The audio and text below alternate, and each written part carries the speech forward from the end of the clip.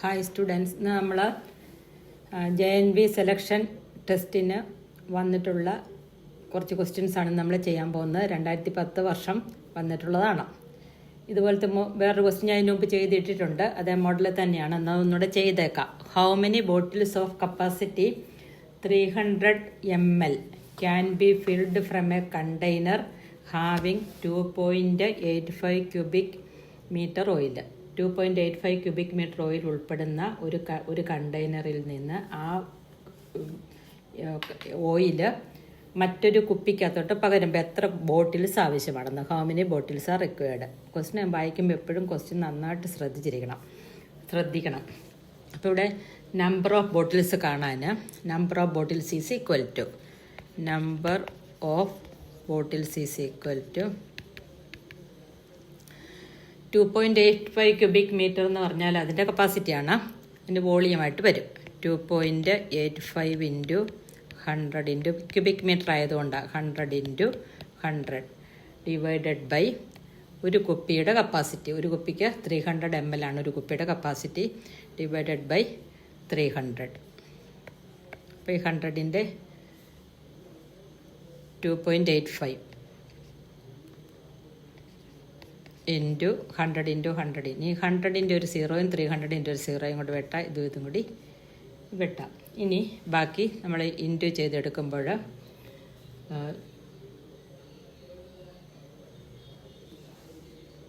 2.85 into 100 into 100. അപ്പോൾ ഒരു 100 കൊണ്ട് നമ്മൾ അതിനെ ഇൻറ്റു ചെയ്യുമ്പോൾ ഡെസിമൽ പോയിൻ്റ് അങ്ങ് മാറും. 2.85 0 0 0 0 4 0 ഇട്ട് കൊടുക്കുക. ഇവിടെ ഡെസിമൽ പോയിൻ്റ് ഇവിടെ ഇടേണ്ട ആവശ്യമില്ല. 285 0 0 0. അതിൻ്റെ ഡെസിമൽ പോയിൻ്റ് മാറ്റാൻ രണ്ട് സ്ഥാനം മാറ്റി അടുത്തോട്ട് പോയിൻ്റ് കൊടുക്കുക.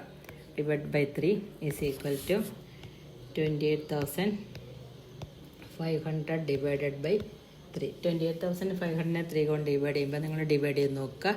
9,500 ബോട്ടിൽസ് വേണം. അപ്പോൾ ഇത് ചെയ്ത് പഠിക്കുക. ഇനി അടുത്തത്, ഇതും ആ സെയിം ഇയറിൽ തന്നെ വന്നൊരു ക്വസ്റ്റ്യനാണ്.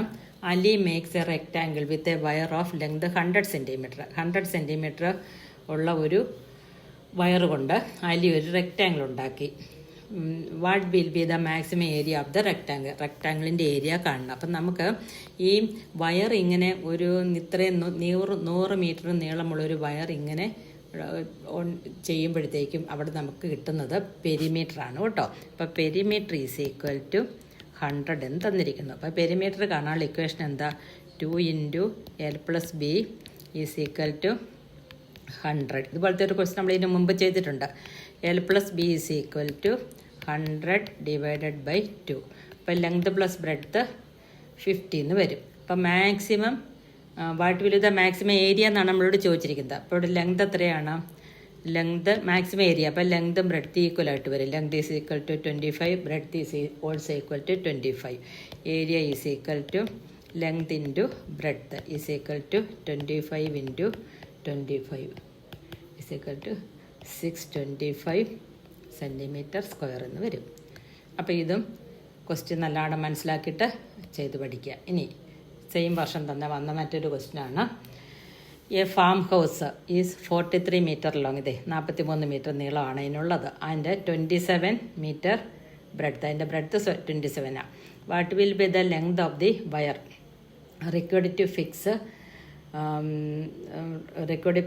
Fix 3 times the farm house. അപ്പോൾ ഫാം ഹൗസിൻ്റെ ചുറ്റും ഇതിങ്ങനെ ഫാം ഹൗസിന് ചുറ്റും 3 പ്രാവശ്യം വേലി കെട്ടാൻ എത്രമാത്രം ലെങ്ത് ഓഫ് ദി വയർ, എത്രമാത്രം വയർ വേണമെന്നാണ് ചോദ്യം. അതായത് ഇങ്ങനെ 3 ടൈംസ് 3 പ്രാവശ്യം ഇങ്ങനെ വേലി കെട്ടണം. 3 പ്രാവശ്യം ഇങ്ങനെ വേലി കെട്ടാൻ എത്രമാത്രം വയർ വേണമെന്ന് ചോദ്യം. അപ്പം ഇവിടെ നമ്മൾ കാണേണ്ടത് പെരിമീറ്ററാണ്. Perimeter is equal to 2 into L plus B ആണ് പെരിമീറ്റർ കാണാനുള്ള ഇക്വേഷൻ. അപ്പോൾ ഇവിടെ ലെങ്ത് എത്രയാണ്? Is equal to 2 into 43 plus 27. 43 27 കൂട്ടിയ 70. 2 ഇൻറ്റു 70 ഈസ് ഈക്വൽ ടു 140 ആണ് ഇതിൻ്റെ പെരിമീറ്റർ. ഇനി 3 പ്രാവശ്യം വേലി കെട്ടണം. അപ്പം 140 × 3 = 420 മീറ്റർ വേണം ഇത് വയറിൻ്റെ നീളം. അപ്പോൾ ഇത് വീണ്ടും ചെയ്ത് പഠിക്കുക. ഇനി അടുത്തത്, what is the volume of a cube whose 1 edge is 8 centimetre. ഒരെഡ്ജ് 8 സെൻറ്റിമീറ്റർ ആയ ഒരു ക്യൂബിൻ്റെ വോളിയമാണ്. വോളിയം കാണാൻ ക്യൂബ് ആയതുകൊണ്ട് സൈഡ് ഇൻറ്റു സൈഡ്. അപ്പോൾ ഒരു സൈഡ് നമുക്ക് തന്നിട്ടുണ്ട്. 1 സൈഡ് = 8 സെൻറ്റിമീറ്റർ നമുക്ക് തന്നിട്ടുണ്ട്. അപ്പോൾ = 8 × 8 × 8. അപ്പം 8 8s are 64. 64 × 8 512 സെൻറ്റിമീറ്റർ ക്യൂബ് വരും. 3 അളവ് വന്നിട്ടുള്ളതുണ്ട്. അപ്പോൾ ഇത് വീണ്ടും ചെയ്ത് പഠിക്കുക. ഇന്നത്തെ ദിവസം നമുക്ക് ഇത്രയും മതി. നീ 4 കണക്കും ചെയ്ത് പഠിക്കുക. കൂട്ടുകാർക്ക് ഷെയർ ചെയ്യാം. ഇനി അടുത്തൊരു വീഡിയോ ആയിട്ട് അടുത്ത ക്ലാസ്സിൽ എത്തുന്നതായിരിക്കും.